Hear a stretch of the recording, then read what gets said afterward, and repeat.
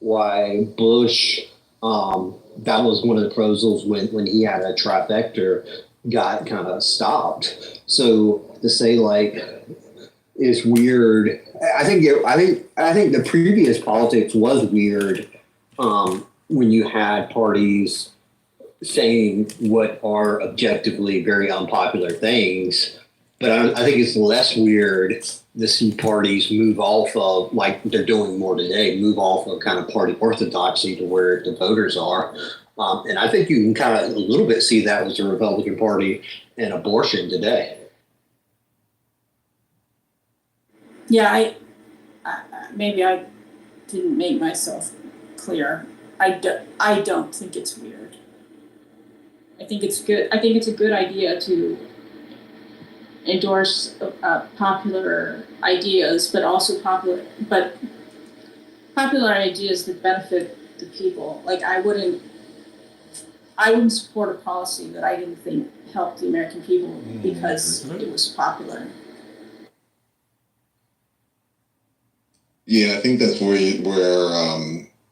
I think the challenge becomes it's how you adopt something popular if you're a politician, but then you got to deliver on it, or at least have some sort of idea of how it should be delivered. I think this is with Trump, it's always been a problem where and he's gotten a little bit more crazier over the time, but going back to like when the discussion of the border came up, he was trying to make that as an issue, but then, on a public stage, he's basically saying, "Hey, we're going to make Mexico pay for it."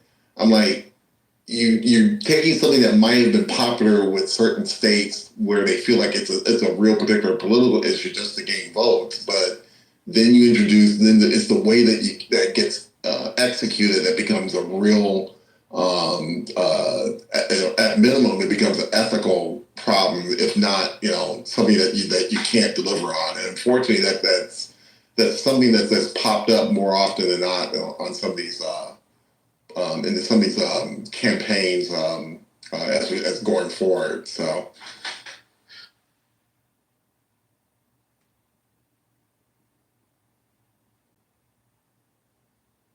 Yeah, the tips one is interesting though because this bitch hasn't gone to sleep. It doesn't really go against anybody's preferred policy because you can frankly look at it as though you're lowering. As Brent already pointed out, or as I think all of you have, especially if you cap it, you're reducing taxes for a certain segment of the population, lower incomes.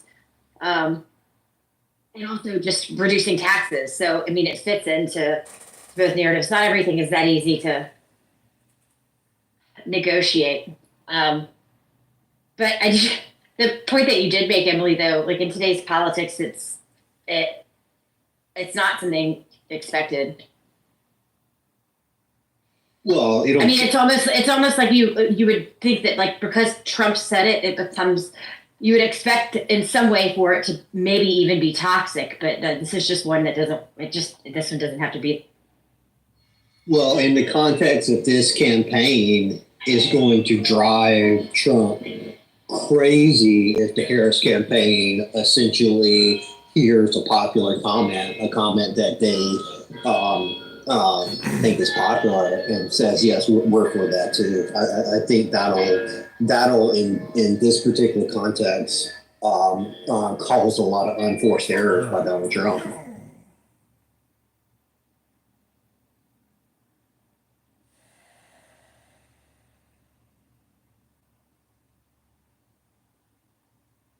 Yeah, I don't disagree at all, actually. Sorry, I'm like moving stuff around, so I keep laying my phone down.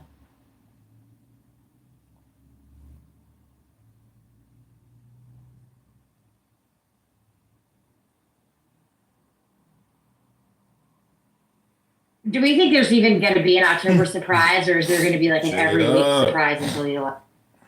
It's going to be every week. I mean, if you're looking at it, if you're kind of looking at the glide path and nothing happens, you would think the next 2 weeks would be pretty good for Harris. because you got the convention coming up, and you typically have an upswing after the convention. But I don't know. I don't know how many more surprises this election cycle could possibly have. Yeah, I mean, when I think about it, I'm not just thinking about like what surprises the political season could have. I'm also thinking about like geopolitics. There's a lot of like instability right now. Yeah, it doesn't have to be one campaign to another. I mean, it could be something completely unrelated to. Yeah, that's a good point. I mean, it absolutely could. I think a regional war in the Middle East, for example, would be a big deal. I'd just say it would have to be an actual regional war, because what's going on now, I don't think voters really care that much, the kind of back and forth exchange. I think you would have to have like U.S. Forces direct involvement against Iran proper, and then it would become an electoral issue.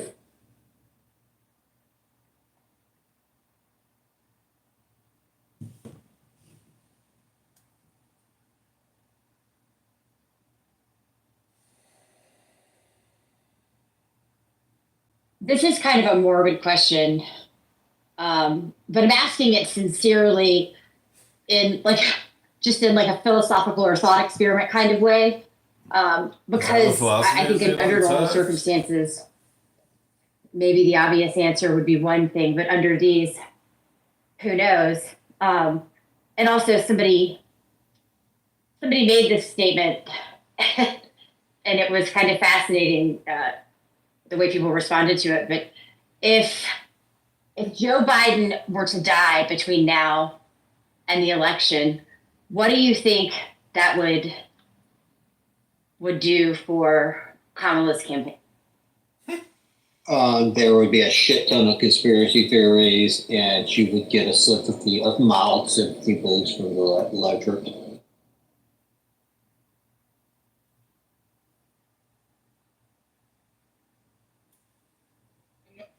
Was where you were heading, Kelly, because I've been thinking the same thing. I think there's a high probability that it could happen, and I think it probably would benefit Harris being the incumbent. I mean, but yeah, I agree on conspiracy theories as well, but I think it would be a net benefit. Yeah, I mean, I think that makes sense. In any other world, though, I think it would be a significant one. But the world that this campaign or this, election season is existing in is something else. Like every time people talk about, well, this, every time this circumstance has been the case in the past, this is what the electorate did. I just don't know how much of any of that we can depend on anymore, or at least this go. I mean, the turnaround on Harris's numbers since she got into race is remarkable in a polarized electorate. Like, I wasn't expecting it. And it's kind of, if you take a look at where she was 2 weeks ago with unfavorable, favorable ratings, it is on its face kind of nuts. It's not even just that it's unexpected, Brent. I mean, it's like a black swan event, because I mean, I couldn't consider any possible other set of circumstances that could have led to her being the nominee and, quite possibly president. I mean, it's so unimaginable that you have to think, okay, is it contrived? But yeah, I mean, I think the what Kelly added in would probably increase people's skepticism towards the whole political process, because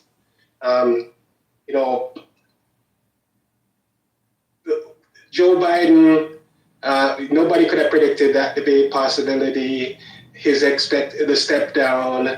And, even if you want to throw in what's been happening on the Trump side, the fact that he's the nominee and his candidate for vice presidency, it's almost like, okay, it's hers. It's the person other than Trump's election to win, and that would probably just add to the probability of it happening if it's not certain as yet.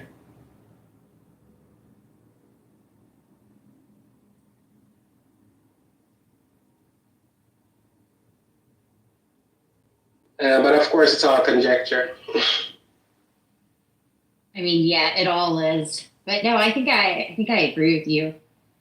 And I also agree, Brent, that, or both of you, that like how far she's come and how unexpected it is. It is pretty amazing. I mean, but it's also wild that is there a, I don't know, it's as if both campaigns or both parties are trying, it's like the Price is Right of presidential elections. Like you don't want to have a candidate good enough. You want one that's just barely good enough to eke out those points in the polls or to possibly seem like they're on a path to win. It's fucking insane for. I mean, oh, go ahead. Oh no, go ahead, Brad. I was going to say the electorate was telling the Democratic Party for months, in fairness, that it didn't want an old candidate. And I know what you're saying. I mean, maybe Harris is not the best candidate in your eyes, but I think she's been performing very well. And the excitement on the left, I think, matches that. And I think you're kind of seeing what happens if you actually give the voter, and in this case, kind of the voters on the left, what they kind of want. You get a lot of excitement. Yeah, I mean, I don't disagree with that, but there was far more potential than a few points ahead of Trump. I mean, I guess what I'm saying is, had all of this happened in a way that the primaries could have facilitated like an even more favorable candidate, just imagine where things would be. And that's what I mean. Like, you know, I think there are many reasons we could probably point to why Trump's, you know, the candidate, but, and obviously circumstantially, we understand what happened with Biden, but man, I just, like, I think that almost, sure, the best has been made, at least so far, of Kamala, but considering the momentum she was able to get, do you not think that so many other candidates could have gone much further? Well, I mean, yeah, I mean, maybe like a Josh Shapiro would have done better, but I would caveat that these numbers for Harris are still going up. Like, we don't really kind of know what the ceiling is for her. So, you know, maybe a Josh Shapiro would have done better in a regular primary, but maybe subbing out the president with 100 days to go and having a candidate perform well is the best possible situation. I don't know. I mean, my personal politics align was more like a Josh Shapiro, but, you know, I'll definitely take a Harris landslide.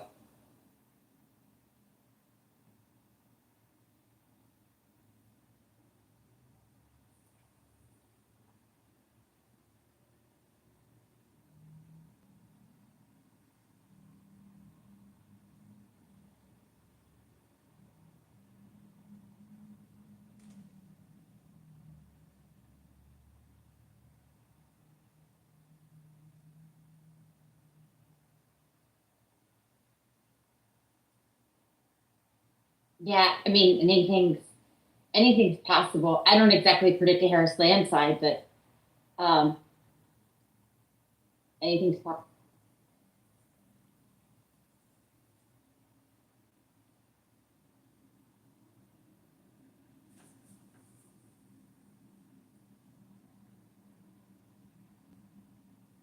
I think Biden was also in a tough spot too. I think any time that if you're president, there's a temptation to want to have that second term.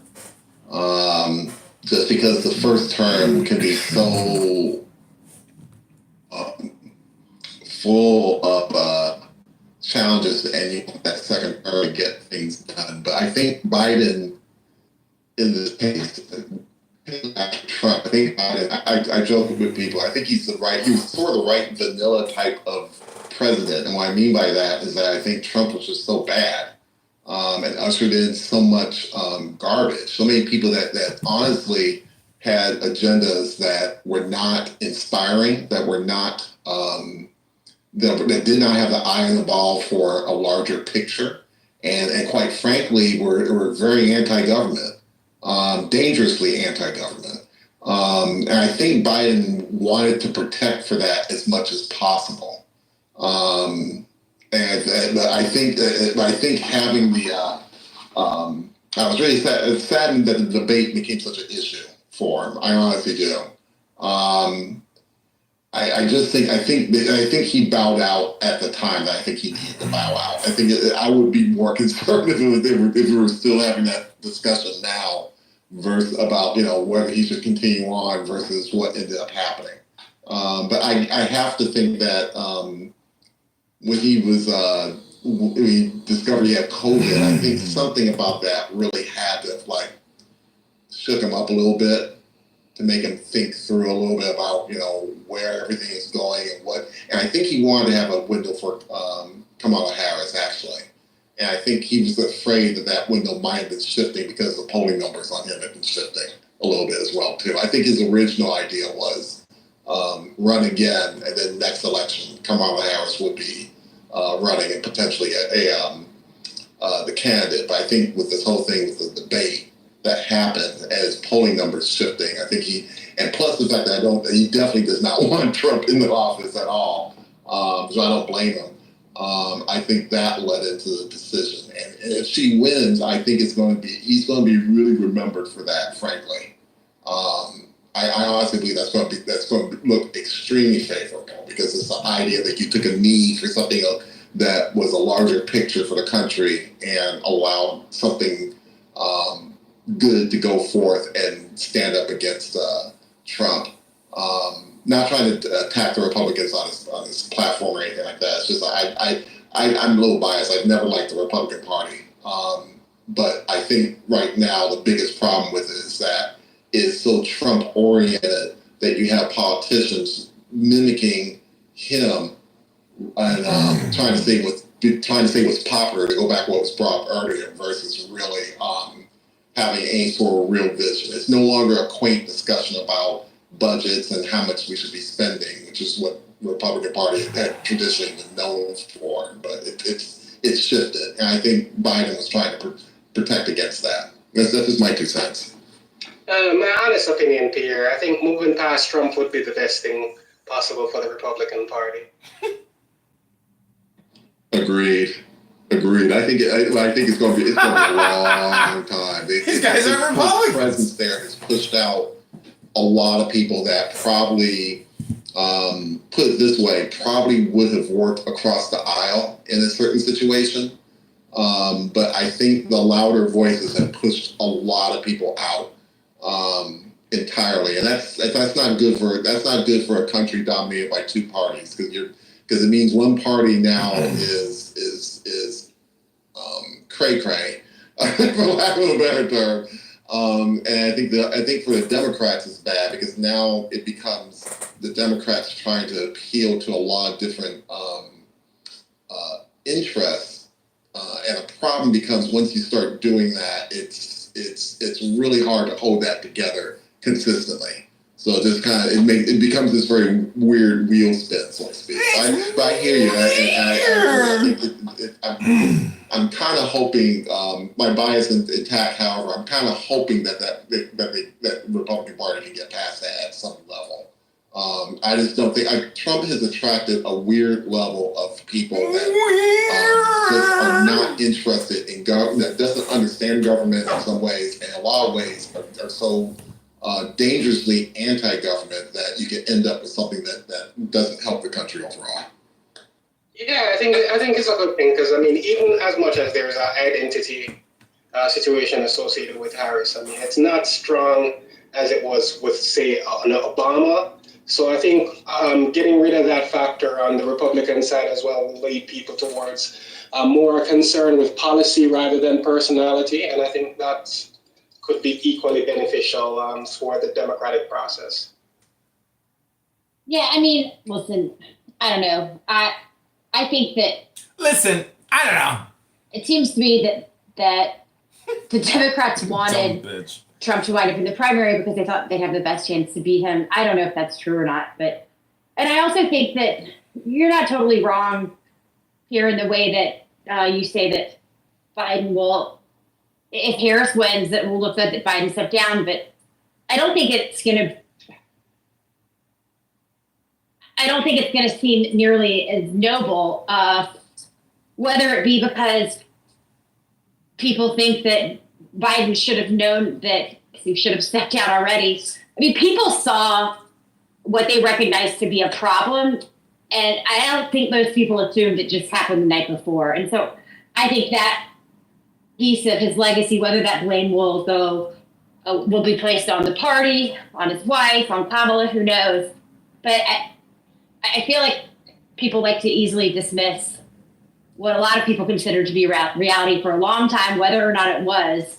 But they dismissed the fact that it became very obvious. And even in the wake of how obvious it became after that debate, there were still people trying to pretend it wasn't real. And so I think that does diminish, even if Kamala wins, it does diminish the situation. Yeah, I agree. Like, I don't see his stepping down as some sacrifice. I think he was pushed into it, and he made it seem like it was his decision. But I wanted to comment on something about, I hope, like people said, I hope we can move away from Trump. That would be nice, except what's happening here, and this is not necessarily like a mainstream conservative thing or a mainstream Republican thing. This is more just there's a faction of the country. They seem to mostly be Republicans and conservatives. They don't represent all Republicans and conservatives. But this started with the Tea Party. Like, Trump was sort of, like, he commented on this stuff, like, on social media.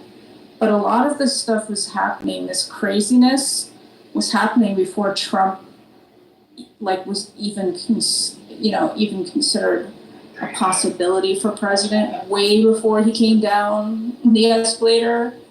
Like, there was nutty shit happening with this one group of people, and like Trump just seemed to seize the opportunity to radicalize them and con them.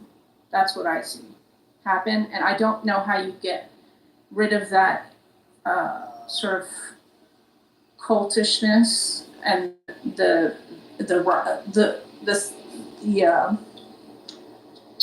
bad thinking, the bad thought processes. Like, I don't know how you get it. Like, it's not going to go away just because Trump goes away.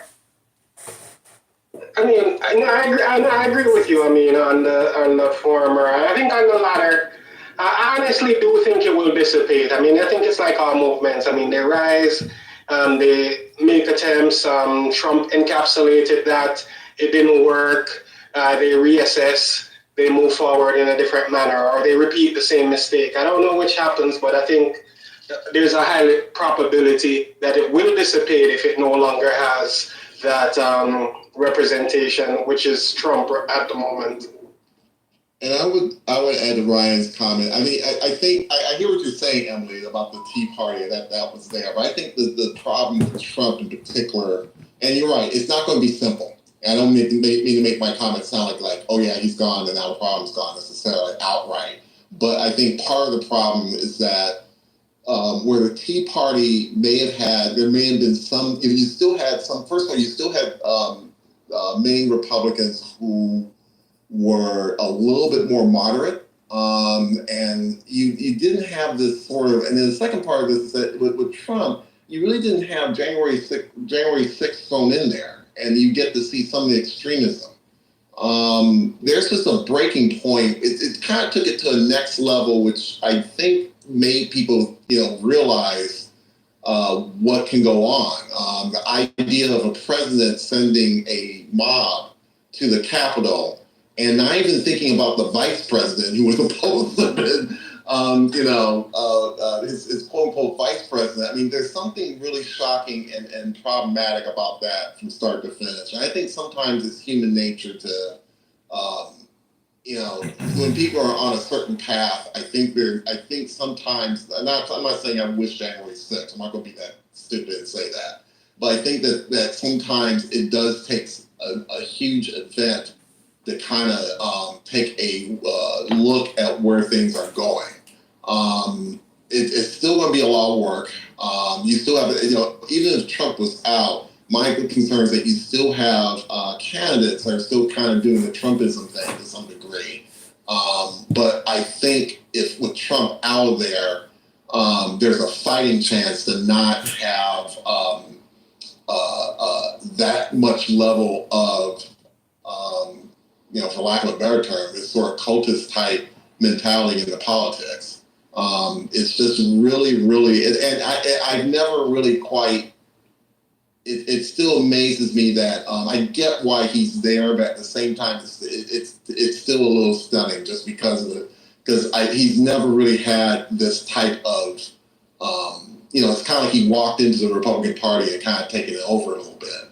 But to your point, Emily, you're right. I mean, we've had 3 election cycles where he's been the nominee, and that's kind of embedded this sort of some level of Trumpism into that party. But until he's out of there, it's really going to be it'll be a struggle. It would be a struggle, but I think it still clears some things out at some level. I still like to be hopeful. There you go. Yeah, I'll even go a step further, Emily, and say, I think that it already is dissipating. Do people agree that the enthusiasm behind Trump is this year is not the same as it was in 2016 or even 2020? I don't know.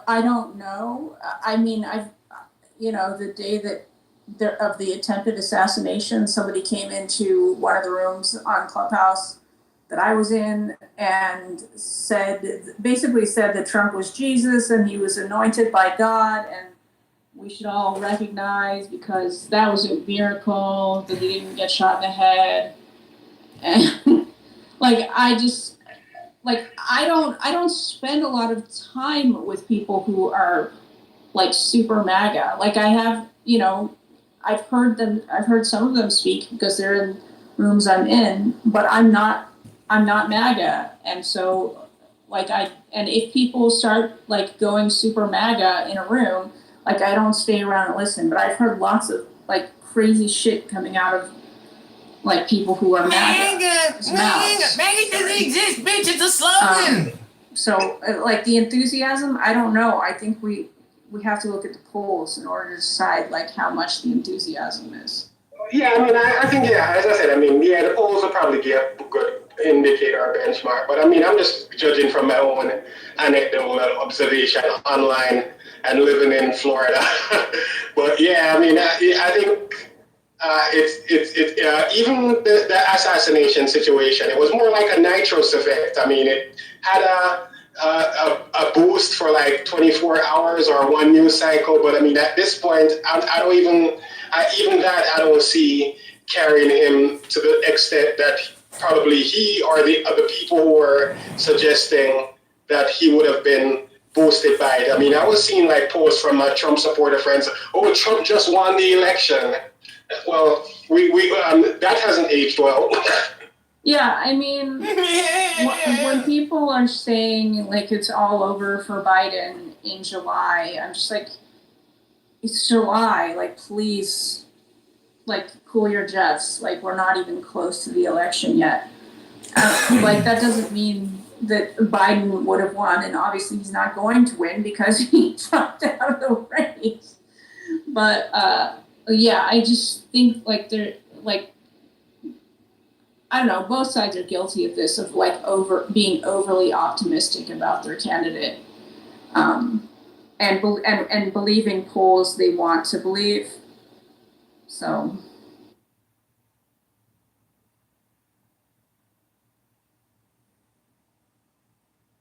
Yeah, I mean, I think that through this race, when Biden was in it, even now, I think the only momentum that was not going to be disturbed was the momentum against Biden because of the fact that the reason people didn't want to vote for him was not going to change. And otherwise, I just, like, up until people cast their vote, I think so many things can change. I think that it's a special. It's your mumbling. Yeah, so, like, I mean, I don't know how many people remember this, but I remember that I think Obama bombed his first debate with Romney, which was in like September of 2012. And then they had another debate a couple weeks later, and he did really well. And then there was that leaked video of Romney saying like 51% of the country or something.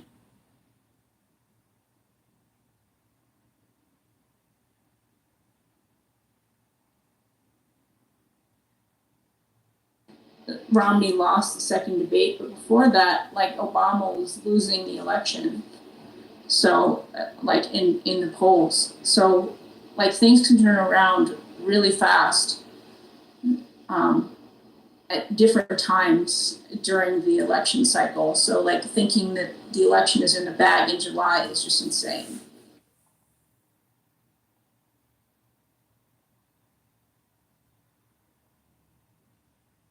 Yeah, we have the September sentencing for Trump.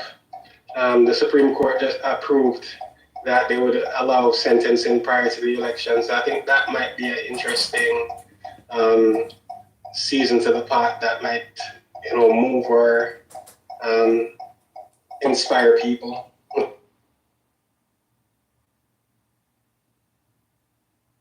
Yeah, I don't know. I think that that's baked in. I think that the only momentum that'll be gained from that is on Trump's side, honestly, because the reality of these indictments, the reality of that conviction, that's all baked into the cake at this point, I think. And I think the only thing that it serves to do is to activate MAGA people. But I mean, I think this will be activated as well, so I really don't know what kind of an impact that truly. Yeah, I was bearing in mind either negative or positive for him. Just thinking of all the things that can happen between now and November. Yeah. Yeah, no, that's true. It's just everything is upside down. I think the one thing that might throw Kamala off if something really terrible happens with Israel and Gaza before the election. I know Biden was not getting a lot of play for his initial treatment towards Israel, and I know that he shifted since that time.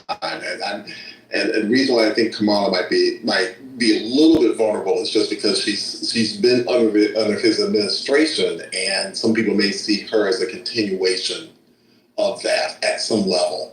But I think that's a hard one because I think that for some people it opens the door for Trump. But I mean, this is it still is a toss up because Trump's not, it wouldn't be much better than that dealing with that issue anyway. That's the one thing I could think of that might be a little bit of a trip up. But I know USA Today, they had an article that was up yesterday. They were saying that in 3 states, I think it was Michigan, Wisconsin, I can't think of the third, it might be Pennsylvania. I think in 3 key swing states, she's polling pretty well. And Michigan's important because there's a large Muslim. There's a large Arab and Middle Eastern population out of Detroit and Dearborn. been there for years, and there's a lot of consternation about how the Palestinians were being treated. That's probably the only thing I could think of that might be a trip up, but it's a very narrow window to have that to happen between now and November. There has to be something like really stunningly bad in order for that to kind of be, and it would have to be something stunningly bad to take up part of the news cycle to be a challenge. So. I kind of disagree with this conversation about stability. One, a 2008 economic crisis, I mean, that could happen, and that would reshape the race. But we're in a period of instability now. It's not like Harris's polls have stabilized. We don't know where the baseline of this race is right now. I just think we're talking about stability in a period where it's still unstable and the polls are still kind of changing day to day. I think people, when they think about races, they think of kind of 0-1. This is starting to happen. Trump's going to win. I think the best way to think about it is probabilities. When Biden is still in the race, he's probably still had about a 1 to 5 chance of winning. 20% is where I'd rank him. I think right now this race is 50-50, but I don't know where it's going to stabilize at.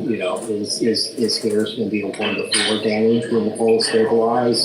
Is Harris going to be a 1 to 5 advantage, or will it stabilize the other direction and Trump's a slight advantage? So I just think the race is unstable at this moment. Yeah, I agree. Sorry.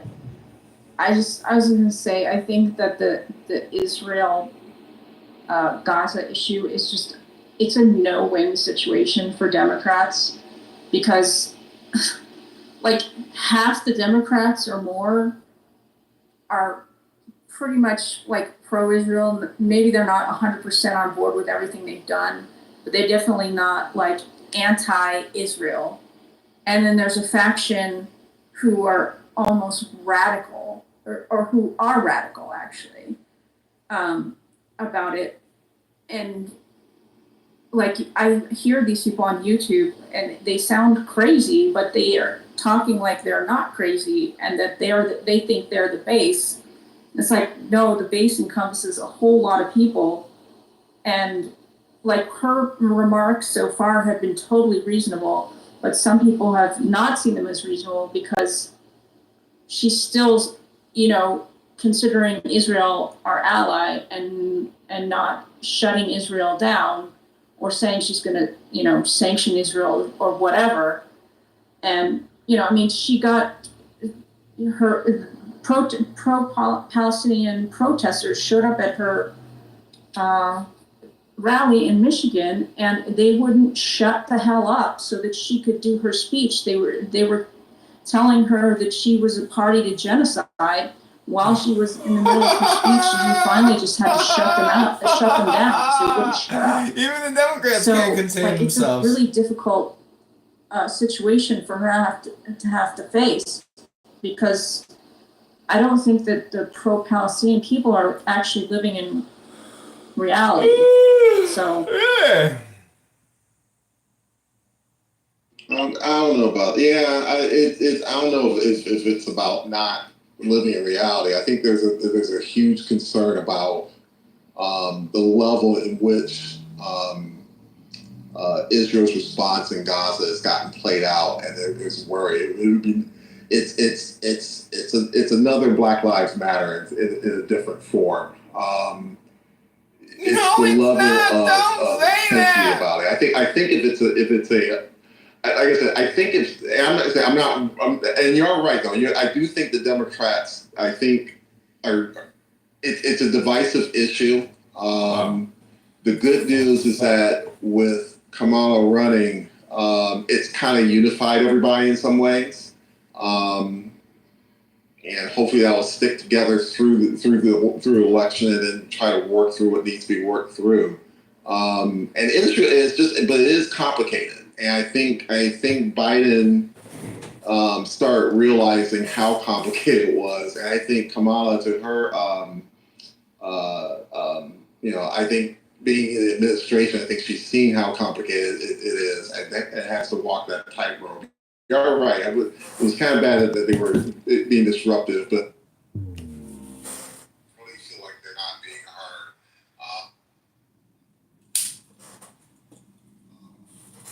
Blackest, one of the blackest states in the country, and I really shot this down the street for me every time I pass it. There's a Mercedes-Benz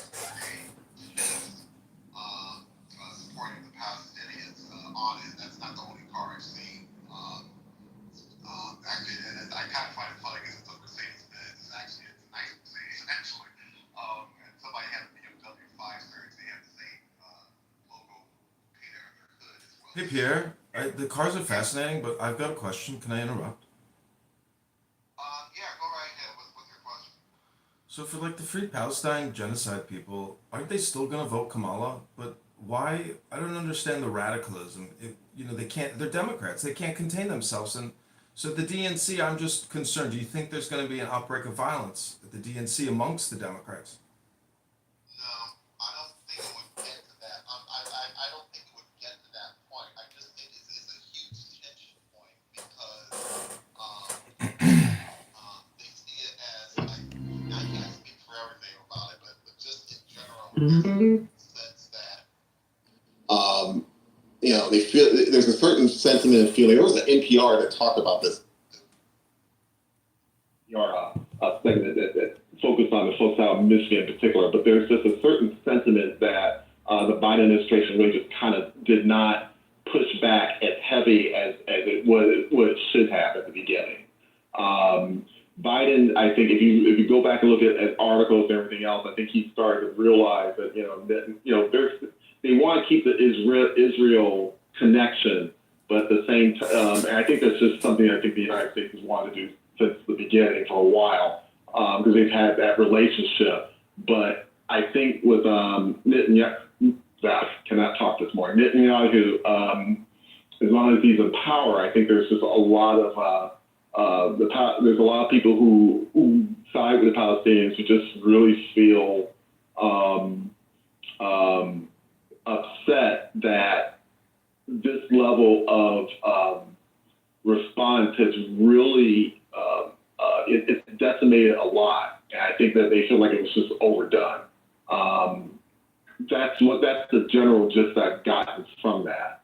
But I am hoping that I don't think it means violence at the DNC. I do think I wouldn't be surprised if there are some protests, but at the same time, I think it's just really it's a tightrope. I think Emily said it perfectly. It's a tightrope, particularly for a Democrat, because it's just you have, and it goes to something I said earlier, the whole idea of trying to bring together your factions, basically.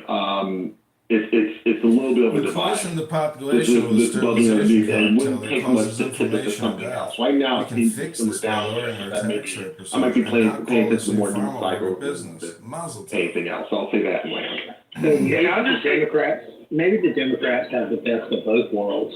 They can essentially state what is long-standing U.S. policy in Israel, that there should be negotiated solution for your kind of Israeli, more liberal, pro-Israeli, more liberal people. That seems, what is U.S. policy. And for your protesters, that is sort of an alternative of Trump. And I think you can make an effective argument for both sides that a Trump administration would further inflame the conflict and make a regional peace more unattainable. So, I think with the right messaging, what is a perceived weakness could be a strength for the Democrats. Yeah, I'll agree with Pierre and Brent on this. I mean, I think, not speaking to, because I don't normally, even though I do vote Democrat or probably more liberally or progressive bias, I don't often speak positively of the DNC or the Democrats as an organization. But I think that's one facet that I think that they actually handled better than Republicans. I mean, if you look back at even historically, I mean, the Democratic Party has always had its more extreme or radical factions. You had a huge dissent in almost every election cycle. You had the environmentalists, the Hillary supporters in 2008, the Bernie Bros. I mean, I think in terms, even those in 2012, you had the 90, was it 1%ers or 99? I can't remember. Occupying Wall Street. So they've always had those extreme factions, but for some reason, I think they're better at either appeasing or distributing that emotional angst that those people have into the process. So I mean, I think that's one thing they're pretty good at handling. So I don't expect any type of breakout like you're suggesting either, or maintaining the possibility. I don't think that's going to happen. I joked with a friend of mine. Every time I hear Bernie Bros, I keep thinking there's a Saturday Night Live skit, Weekend at Bernie Bros coming up. So, joking. You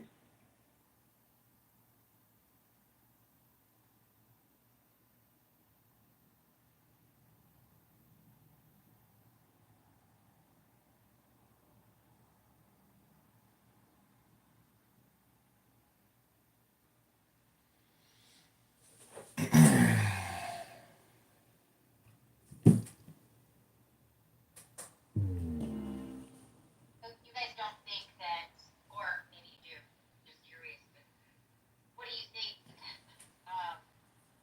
the Jewish vote is going to look like, especially?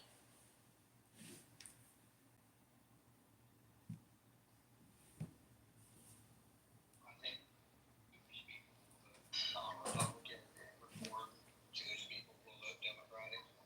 Just me as of now.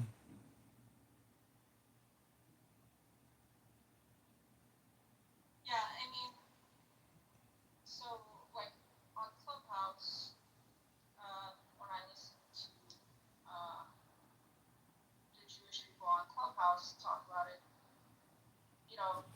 some of them don't want to vote for Trump, tend to vote Democrat, but they're considering it because they're pro-Israel. But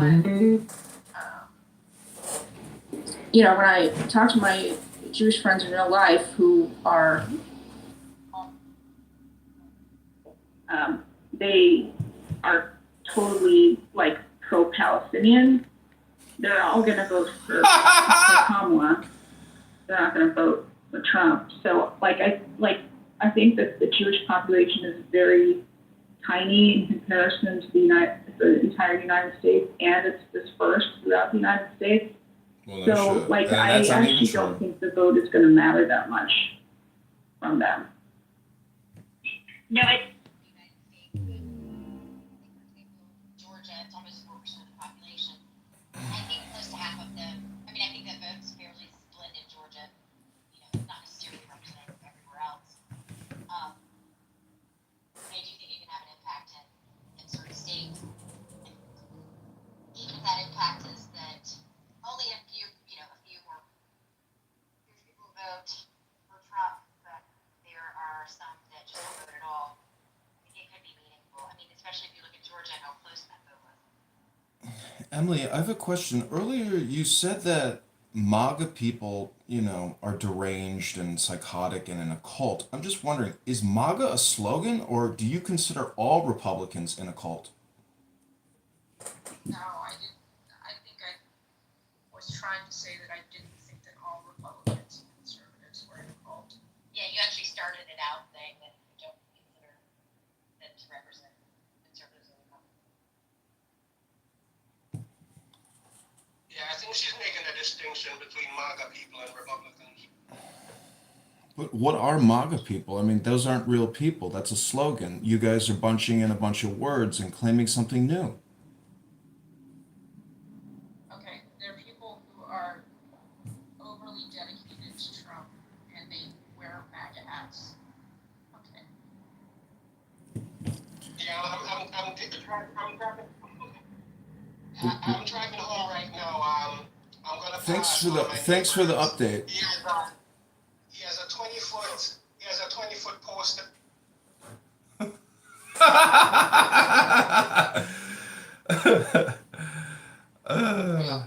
You stupid idiot. We all know that you don't have the ability to do anything truly.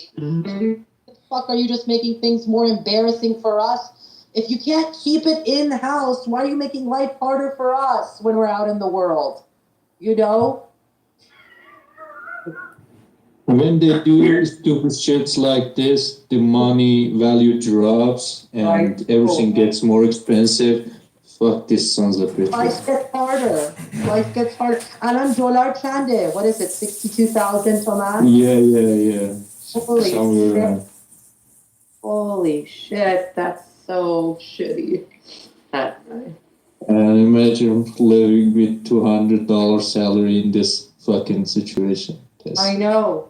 In Iran, but like that's the thing. The purchasing power is still $200 US. That's the scary thing. میخوای بری مثلا یه دونه steak بخوری. It's like چند تومن آجمان. It's at least $40 US. At the very least. If you want to take 4 or 5 people out steak dinner, that's already More or less, yeah. more or less. Yes. Yeah. That's crazy.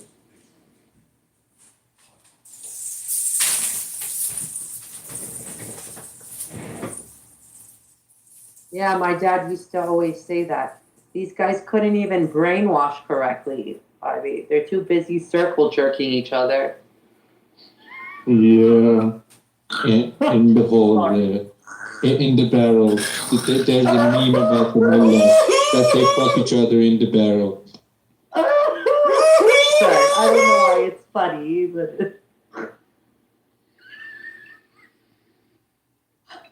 Allahu Akbar.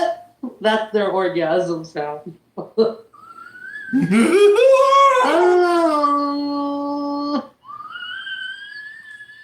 Wow, this bitch is retarded. Beyond retarded. Anyway. Yeah, exactly, Shay. How is Ayatollah Janati Kharkoste 98 years old? The man is a century years old. How is that possible? That makes no sense. They're doing some sort of stem cell replacement.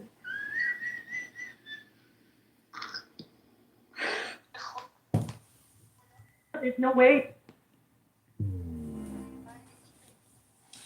Hello. دلم برات خیلی تنگ شده. Okay. Oh shit, it's that guy. Oh shit, I never knew you had such an ugly laugh. It sounds horrible. You should conceal that laugh of yours. Horrible. Oh. I mean, it's that guy. They all know Adrian Dittman now. I've revealed my secret identity. Too powerful that we gotta pay all the bills or anything like that, or split them. Just throwing that out there. Yeah, and I would also like to throw out there for the record on a Sunday, a day of worship, your Uncle Steve does give a fuck. No, this chick just wants a golden shovel, doesn't she? Look, I just want to be able to speak uninterrupted. Go ahead, Flora. No, not right now. I mean, with just in general. Oh, in general, yeah, I get that because I just want, honestly. Yeah. No, I'm good. I'm good. I just want some head in a comfortable Wow. I've never heard that before, and I'm older than anybody in the room. Want some head? I just want some head in a comfortable bed. I'm gonna remember that for the rest of my life. I'm dead serious. I've never heard that. I've never heard that before. I love that. I just want some head in a comfortable bed. Good morning, everyone. This is Adrian Dittman. I wanted to ask Steve a question. Steve, how did your date go with that girl? Did you get some head in bed? I would be happy to answer that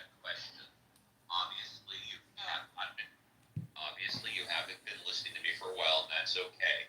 Your Uncle Steve has always and will continue to say that what happens in the bedroom stays in the bedroom. Good one, Steve.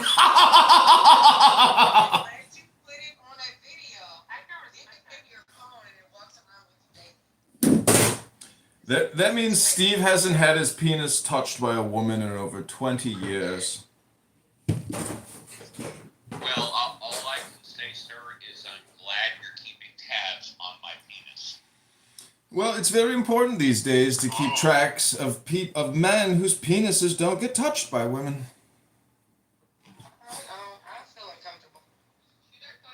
Maybe you should start accepting personal responsibility as your mantra instead of wasting your life on a social...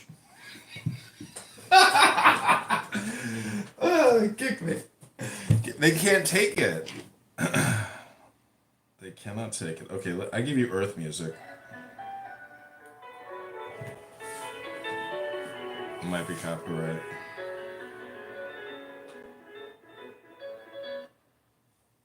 Oh my God, thank you. Everything will work out. Thank you. And yes, it will. And call me if you need anything. That's just something I enjoy. Call me if you need anything. And y'all think that this is shaming. It's not. Jonathan Albert said, well, aren't you fucking? I don't know why he ain't get business like that, but you know what I'm saying? Dr. Albert. That's deep. Why? See what I'm saying? Why do I have to explain my personal life? Why am I not fucking? Because I don't want different dicks inside me.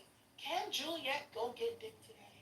I can go get dick down. I know that's right. Wait. I can go get dick down twisted in the next 20 minutes if I want to. Say it for the niggas in the back, Joe. Right? I can really get fucked good, which I really want. But I don't want to mention my personal life. I just don't want to do it. I don't want to just be out here opening my legs. If you're not getting fucked right now, I mean, you're not getting fucked. You don't gotta explain to those people why you ain't getting no dick. Exactly. I don't want a lot of dick inside me. I don't want dick inside me that's not mine. So I don't want dick. I'm not 18 years old anymore. I'm not 18 years old anymore. I don't want dick inside me that's not mine. I'm not out here just fucking. I'm sorry. If you want to be out here fucking, Sherry, go ahead and be out here fucking. That's right. Well, I'm a grown-ass woman and I don't need nobody's validation. It's always someone. It's always somebody. It's always one. And like I don't give a fuck, Sherry. I don't care. It's always somebody. It is always somebody that has a problem to say when I inspire and I encourage other women. It's always somebody that has something to fucking say when I inspire and encourage women. So what do you want me to say, Sherry? You know what you want me to say? You want me to say? No. Alonda, come on, Julie. I don't say women ain't shit. I didn't say women ain't shit. I said some of your behaviors. Yeah, I said some of your behaviors ain't shit. And if you are in denial to acknowledge it, then that's your problem. If it doesn't apply, then why are you putting the fucking shoes on? If it doesn't apply to you. If it doesn't apply to you. But you don't have a problem. But you don't have a problem with me saying men ain't shit. You don't have a problem with me saying men ain't shit. You don't have a problem with me saying men ain't shit. Everybody in this room knows. So what do you want me to encourage? Okay, you know what? Let me encourage these women. I'm gonna do what you want me to do, Sherry. I'm gonna do what you want me to do. Y'all, on the behalf of Sherry, she's encouraging you all to pop your pussy nonstop. So if you didn't get dick today, please go get dick today. Go get dick today. Now this is me trolling. Go get dick today, y'all. Actually, go get four dicks. Do not respect your room. Do not respect your room. Go get 4 different dicks today. 4? Yeah. Just fuck everybody. For a real nigga. 5 dicks.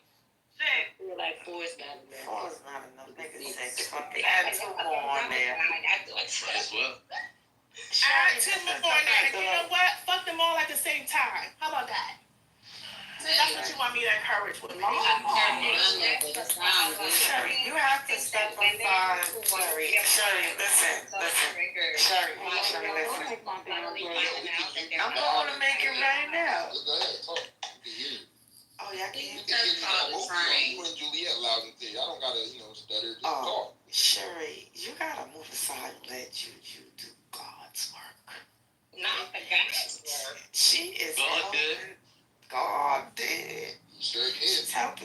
women. She's helping these women get into marriages, okay? And I feel like you kind of hating on that a little bit, Sherry. No, I'm not trying to hate on her getting her kicks and giggles. I'm just voicing my opinion. You think she's here for kicks and giggles? Because a lot of women reach out to Juju and they are looking for her help and her assistance. Juju is out here helping women get married, okay? That's a fact. Man, I'm helping women get married. Now you I'm not facing even. your pros.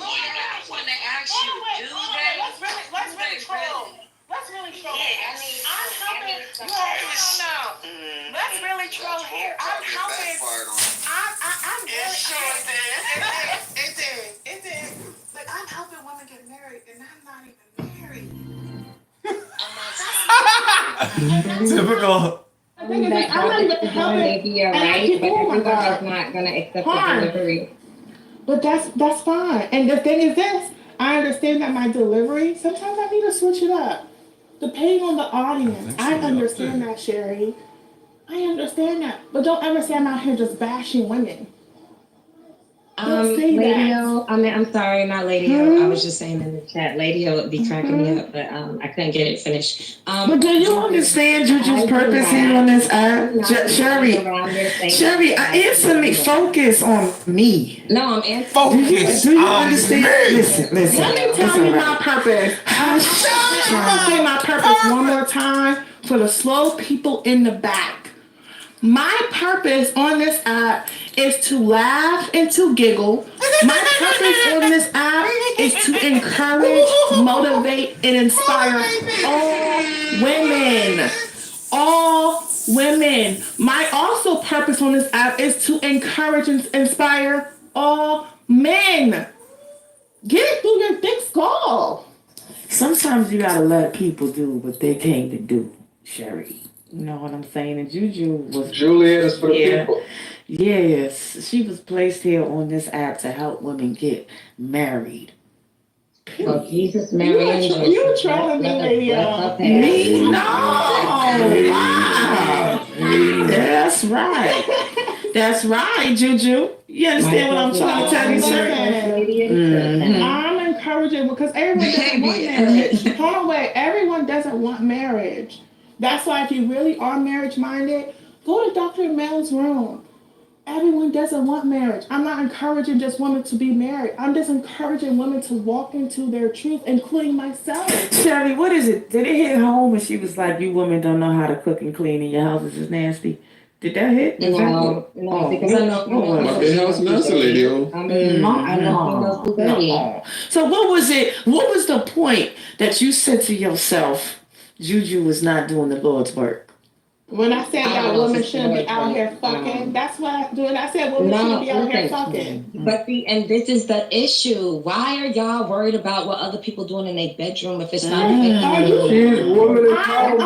God! Wait a minute. This is crazy. They be coming on the app complaining about it, man, Lady-O. When they be like, they ain't doing something, because you're doing something somewhere. I'm about to, all right? look, Otherwise, let me you're say this. frustrated, and this is the outcome. No, Todd, get out the car. Let these women have in the the car, Todd. conversation. Get in the No, car. the men need to move out the way right now.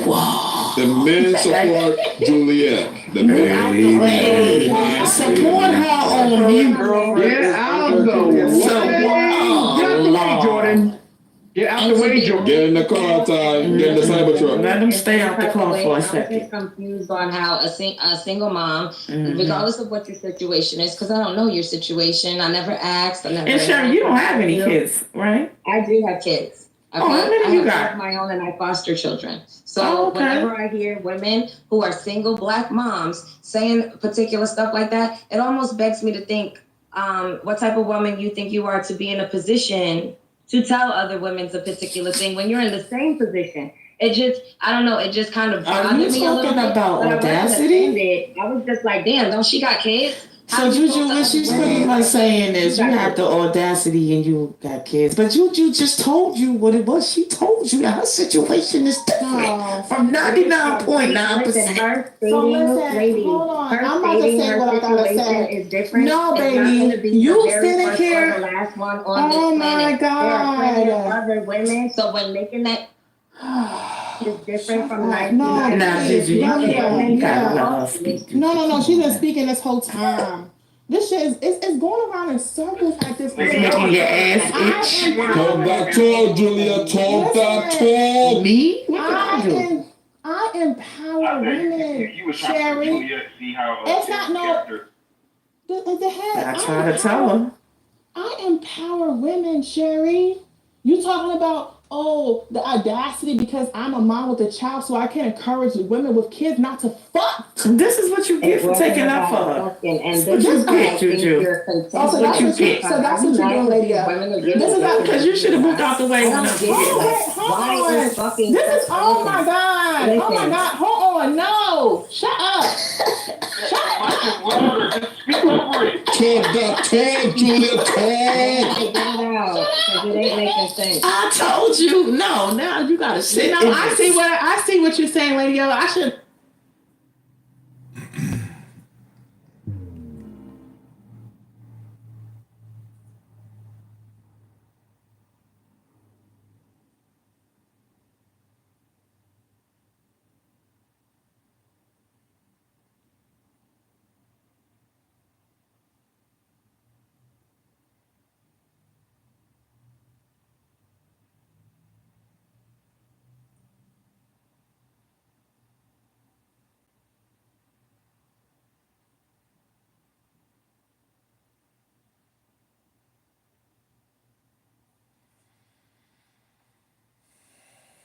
Hi, this is the 8/11/24 book club.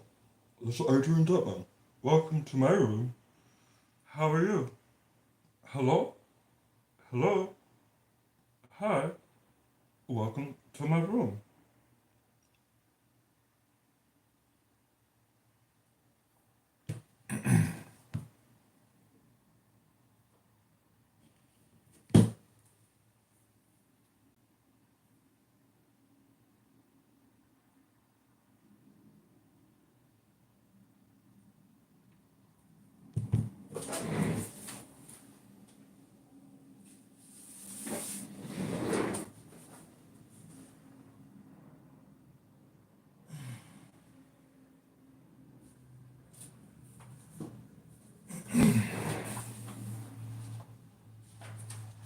Okay, this is called the Dhammapada.